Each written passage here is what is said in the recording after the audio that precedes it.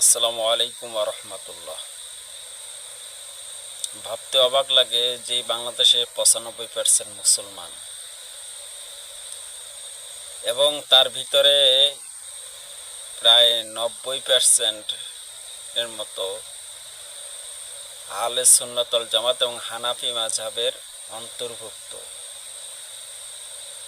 মাত্র 5% থেকে 6% লোক আছে আহলে হাদিসপন্থী, যাদেরকে উগ্রবাদী, লা মাযহাবী, খবিশ, যে ইহুদিদের দালাল।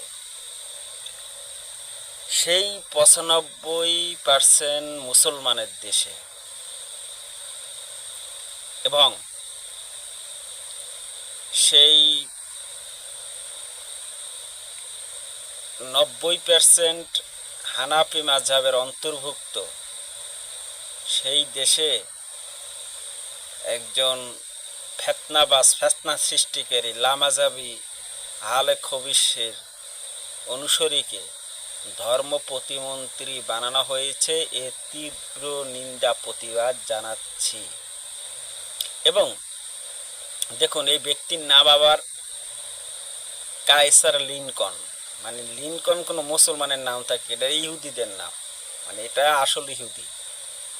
লামাজাবিরা খুব খুশি, কারণ তাদের এখন পকেটে বেশি বেশি করে রিয়াল, ডলার ঢুকবে। আল্লাহ সকলকে হেফাজত করো।